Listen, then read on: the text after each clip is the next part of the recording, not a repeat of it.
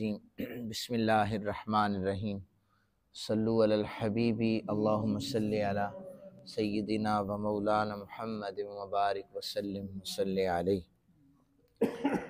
قال اللہ تعالی فی الکلام المجید والفرقان الحمید۔ بسم اللہ الرحمن الرحیم۔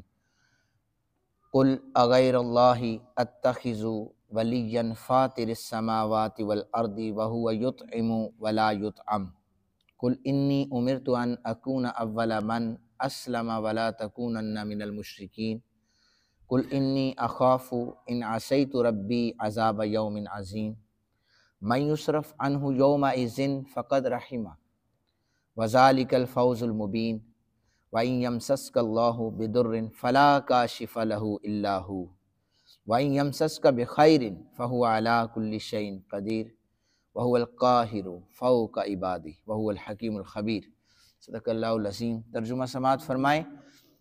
آپ کہیے کیا میں اللہ کے سوا کسی اور کو کارساز بنا لوں جو آسمانوں اور زمینوں کا پیدا کرنے والا ہے اور وہ سب کو کھلاتا ہے، اس کا جو کھلایا ہے یہ وہ رائگاں نہیں جاتا۔ آپ کہیے کہ مجھے حکم دیا گیا ہے میں سب سے پہلے اسلام لانے والوں میں سے ہو جاؤں اور یہ کہ تم ہرگز شرک کرنے والوں میں سے نہ ہونا۔ آپ کہیے کہ اگر میں اپنے رب کی نافرمانی کروں تو میں عظیم دن کے عذاب سے ڈرتا ہوں۔ جس شخص سے اس دن عذاب دور کر دیا گیا تو بے شک اس پر اللہ نے بہت رحم فرمایا۔ یہی بہت واضح کامیابی ہے۔ اے مخاطب، اگر اللہ تمہیں کوئی ضرر پہنچائے تو اس کے سوا کوئی اس ضرر کو دور کرنے والا نہیں ہے، اور اگر وہ تمہیں نفع پہنچائے تو ہر چیز پر قادر ہے۔ وہی اپنے تمام بندوں پر غالب ہے، بہت حکمت والا، بہت خبر رکھنے والا ہے۔ یہ آیات جو آج ہم نے پڑھی ہیں، کل جو ہم نے پڑھا تھا اس میں اللہ ہی کی ملکیت میں زمین و آسمان ساری چیزیں تھیں۔ آج ہم جو آیات پڑھی ہیں اس میں ترجمہ یہ ہے، اس کا مفہوم یہ ہے کہ فرمایا کہ آپ کہیے کہ کیا میں اللہ کو چھوڑ کر کسی اور کو کارساز بنا لوں۔ یہ نبی پاک صلی اللہ علیہ وسلم سے خطاب کیا گیا، اور یہاں پر معتزلہ کا یہ عقیدہ ہے کہ نیک مسلمانوں کو جو اجر اور ثواب ہوتا ہے یہ اللہ پر ایسا کرنا واجب ہے۔ یہ معتزلہ کہتے ہیں اللہ پر واجب ہے، وہ خالق ہے۔ اہل سنت کا عقیدہ یہ نہیں ہے۔ اہل سنت کہتے ہیں کہ اگر اللہ اپنے کسی بندے کو اجر، ثواب، بخشش اور مغفرت فرما دیتا ہے یہ اس کا فضل ہوتا ہے، اللہ پر کوئی چیز واجب نہیں ہوتی۔ چونکہ ان آیات میں ہم نے یہ پڑھا ہے کہ تم ہرگز شرک کرنے والوں میں سے نہ بننا، اگر نافرمانی کرو گے تو وہ جو عظیم دن ہے اس کے عذاب سے بچ نہیں سکتے۔ جس شخص سے اس دن عذاب دور کر دیا گیا گویا اس پر اللہ نے رحم فرمایا ہے۔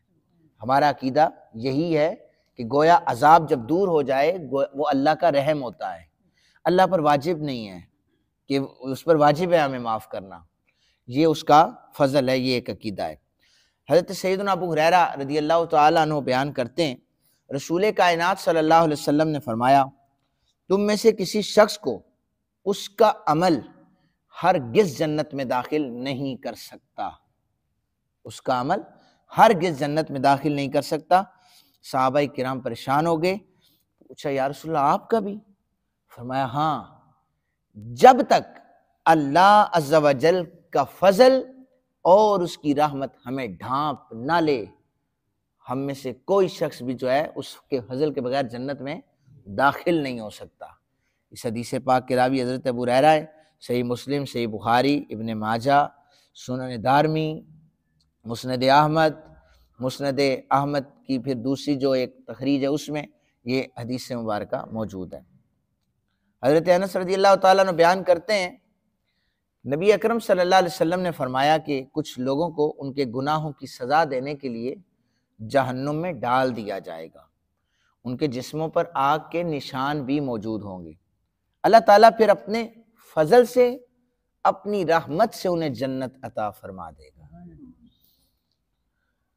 حضرت ابو سعید بیان کرتے ہیں رسول کائنات صلی اللہ علیہ وسلم نے فرمایا جب تم مسجد میں داخل ہوا کرو نا دعا کیا کرو اللہم افتح لی ابواب رحمتک، مسجد میں داخل ہوتے ہم دعا پڑھتے ہیں نا، اللہم افتح لی ابواب رحمتک، اے اللہ میرے لیے رحمت کے دروازے کھول دے۔ اور جب ہم نکلتے ہیں اللہم انی اسألک من فضلک و رحمتک، اے اللہ تم میرے لیے، میں سوال یہ کرتا ہوں کہ مجھ پر فضل فرما، فضل کا سوال کرتا ہوں، تیری رحمت کا سوال کرتا ہوں۔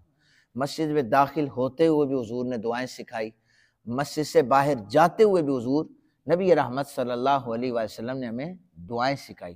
یعنی ثابت یہ ہوا کہ ہر وقت ہم اللہ کا فضل مانگے، اللہ کی رحمت مانگے، اور انشاءاللہ ہمارا ایمان ہے کہ اللہ اپنے حبیب مکرم صلی اللہ علیہ وآلہ وسلم کے صدقے سے ہم پر رحمت بھی فرمائے گا اور فضل بھی فرمائے گا۔ حضرت قبیصہ بن مخارق رضی اللہ تعالیٰ عنہ سید عالم صلی اللہ علیہ وآلہ وسلم کے پاس حاضر ہوئے، اور آپ نے آ کر عرض کی، یا رسول اللہ صلی اللہ علیہ وسلم، میں بوڑھا ہو چکا ہوں، میری ہڈیاں کمزور ہو گئی ہیں، میں آپ کے پاس اس لیے آیا ہوں، کوئی ایسا عمل بتائیں کہ مجھے نفع پہنچائے۔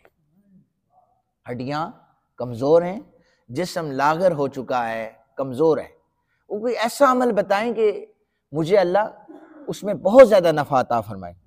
حضور نے فرمایا کہ اے قبیصہ، جب تم صبح کی نماز پڑھ چکو نا تو 3 دفعہ کہا کرو سبحان اللہ العظیم و بحمدہ، یہ 3 دفعہ پڑھو سبحان اللہ العظیم و بحمدہ۔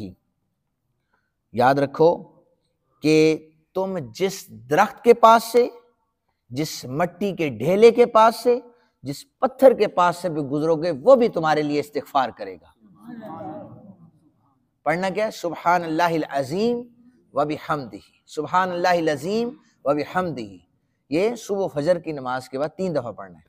اور پھر حضور نے پھر آگے انعام بھی مزید رکا نہیں کہ پتھر درخت استغفار کریں گے، فرمایا کبھی تم نابینا نہیں ہوگے، کبھی تمہیں جزام کا مرض نہیں لگے گا، کبھی تمہیں فالج کا اٹیک بھی نہیں ہوگا۔ یہ کتنی دیر لگتی ہے انسان کو؟ 1 منٹ بھی پورا نہیں لگتا۔ اور فرمایا کہ پھر تم یہ دعا کیا کرو اسے پڑھنے کے، اے قبیصہ اسے پڑھنے کے بعد دعا یہ کیا کرو، اے اللہ میں تجھ سے ان چیزوں سے سوال کرتا ہوں جو تیرے پاس ہیں، تو اپنے فضل سے مجھے وہ عطا فرما دے، اور اپنی رحمتوں کا مجھ پر نزول فرما دے۔ تو یہ سارے حضرات اس وظیفے کو ضرور آپ لوگ کریں۔ حضرت ابن عباس رضی اللہ تعالیٰ عنہ کہتے ہیں، یہ جو میں نے آخری آیت مبارکہ پڑھی ہے نا، کہ اگر کوئی نقصان آ جائے، زمانے والے سارے لگ جائیں، اس نقصان کو دور نہیں کر سکتے، اور اگر اللہ نفع پہنچانا چاہے، سارا زمانہ اگر روک لے تو وہ نفع کوئی دوسرا جو ہے وہ اللہ تعالیٰ اگر نفع پہنچائے تو کوئی نقصان پہنچانا چاہے تو آپ میں سے کوئی بندہ بھی نقصان نہیں پہنچا سکتا اگر اللہ تعالیٰ چاہے تو۔ ابن عباس کہتے ہیں میں حضور کی سواری پر پیچھے بیٹھا ہوا تھا، نبی رحمت صلی اللہ علیہ وسلم نے فرمایا میں تمہیں چند باتوں کی تعلیم دیتا ہوں، تم اللہ کو یاد کرو وہ تمہاری حفاظت فرمائے گا، تم اللہ کو یاد کرو گے تم اسے سامنے پاؤ گے، جب بھی مدد طلب کرنی ہو اللہ سے مدد مانگا کرو۔